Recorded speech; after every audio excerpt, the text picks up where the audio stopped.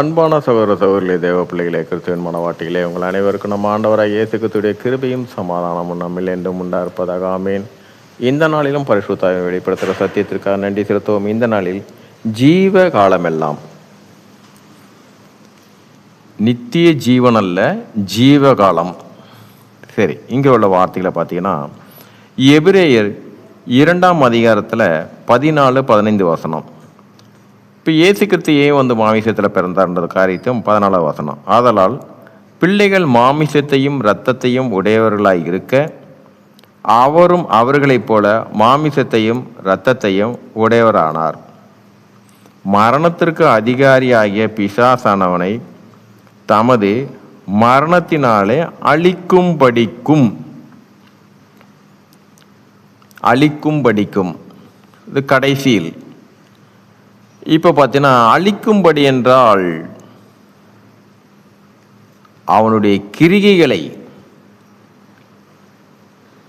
மீண்டுமாக பாதாளத்தில் அடைக்கதான் 1000 வருடங்காலமாக அடைத்து வைக்கிறார் தவிர அழிக்கும்படியல்ல. அழிக்கிறதுன்னா அவனுடைய கிரிகைகளை அழிக்கும்படிக்காக மாமிசத்தில் பிறந்தார். இப்போ 15ஆம் வசனம், ஜீவ காலமெல்லாம் மரண பயத்தினாலே அடிமைத்தனத்துக்கு உள்ளானவர்கள் யாவரையும் விடுதலை பண்ணும்படி அப்படியானார். ஜீவகாலமெல்லாம் நமக்கும் சில காரியங்கள்லாம் நமக்கு சின்ன சின்ன விசுவாச குறைவுகள் ஏற்படும் போது பார்த்திங்கன்னா, ஒருவேளை இயேசு கிறிஸ்து வருகையின் போது என்னை கைவிட்டுருவாரோ, இன்னும் உலகப்புறமாக சிந்திப்போம். ஒருவேளை அவர் வர்றது யாருக்கும் தெரியாதுன்னு சொல்லியிருக்கிறாங்களே, அதனால் நான் தூங்கிட்டு இருந்தேன், நான் எப்படி என்னை யார் எழுப்பி விடுவாங்க?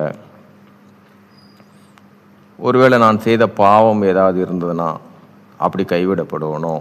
இதையெல்லாம் இல்லை. அப்படி நாம் சிந்திக்கிற வேளையிலும் ஒரு உலகப்புறமாக இது அநேகமாக ஆரம்பத்தில் நம்ம ரட்சிக்கப்பட்ட டைம்லலாம் இது வரும். ஆனால் இங்கே என்ன சொல்றாருன்னா, ஜீவ காலம் எல்லாம், நித்திய ஜீவனுக்கு முன்பாக ஜீவகாலம், இப்பொழுது நாம் இருக்கிற காலம் ஜீவகாலம். இந்த ஜீவகாலம் நம்ம சுவாசிக்கிற காலம் எல்லாம், இந்த சுவாசம் நிற்கிற வரைக்கும், இந்த சுவாசம் நின்று அதுக்கப்புறம் ஆவிக்குள்ள இந்த சுவாசிக்கிற காலம் தான் ஜீவகாலம் எல்லாம். இந்த ஜீவகாலமெல்லாம் மரண பயத்தினாலே அடிமைத்தனத்துக்கு உள்ளானவர்கள் யாவரையும் விடுதலை பண்ணும்படிக்கும் அப்படியானார். நாம தான் எண்ணிக்கொள்கிறோம், ஒருவேளை நம்ம கைவிடப்பட்டுருவோமோ, நம்முடைய பாவங்கள் ஏதாவது அப்போ இருக்குமோ, அந்த காரியத்தின் மூலியமாக நமக்கு தீர்ப்பு வந்துருமோ, இதெல்லாம். ஆனால் அப்படி அல்ல. எப்பொழுது நீங்கள் ரட்சிக்கப்பட்டீங்களோ அன்னைக்கே நீங்கள் முன்குறிக்கப்பட்டவர்கள், தேவனால் தெரிந்து கொள்ளப்பட்டவர்கள். நீங்கள் தான் பாவமாக எண்ணுகிறீர்கள். தேவன் ஒரு நாளும் அப்படி காண்பவர் அல்ல. மீண்டுமாக ஆவியான வெளிப்படுத்துகிற காரியம் பார்த்தீங்கன்னா, குஷ்டரோகி உமக்கு சித்தமானால் என்னை சுத்தமாக்கும் என்று, எனக்கு சித்தம் உண்டு சுத்தமாக என்று அவனை தொட்டுதான் தூக்கினார். அந்த இடத்திலும் தேவன் அவனுடைய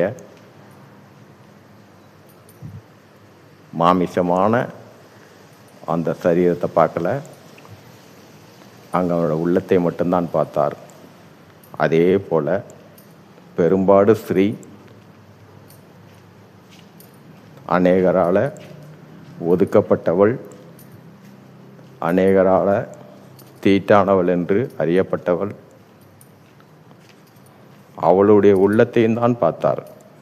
அவளிடத்தில் வந்த அசுத்தமான காரியமாக எதையுமே அவர் காணவில்லை. நம் ஆண்டவர் அப்படிப்பட்டவர் தான். நம்மளோட உள்ள இருக்கிற விசுவாசம் மட்டும்தான். ஒன்றை விசுவாசிங்க, எப்போ ரட்சிக்கப்பட்டீங்களோ உங்களால் பாவம் செய்ய முடியாது. நாம் தான் பாவம் பாவம் என்று இருக்கிறோம். ஏனால் உங்களுக்குள்ளே உங்களை நடத்துகிற அந்த ஆவியானவர் அவர் பரிசுத்தராக இருக்கிறபடினாலும், நம்முடைய சரீரமும் கர்த்தருக்குரியதாக இருக்கிறபடினாலும், நம்மளுடைய ஆத்மா தேவனுக்குரியதாக இருக்கிறனாலையும்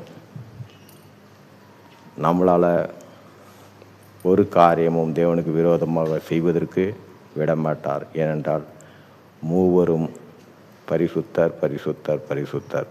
அந்த மூவர் தான் நமக்குள்ளேருந்து நம்ம நடத்திட்டுருக்குறாங்க. அந்த விசுவாசத்தோட நான் கைவிடப்படுவேனோ, நான் எடுத்துக்கொள்ள போகிறதுக்கு என்னோடய பாவங்கள் எனக்கு தடையாக இருக்குமோ, இந்த எண்ணங்கள் எல்லாம் விட்டு விடுவோம். ஏனென்றால் உன் விசுவாசம் உன்னை ரட்சித்தது. சரி, இந்த நாள் நம் பரிசுத்த வெளிப்படுத்த சத்தியத்துக்காக நன்றி செலுத்துவோம். இந்த காரியத்தின் மூலம் எல்லாவற்றிலும் மூவரிலும் ஒருவராக இருக்கிற தேவனே உடைய நாமம் ஒன்றுக்கே மகிமை உண்டாவதாக. ஆமீன்.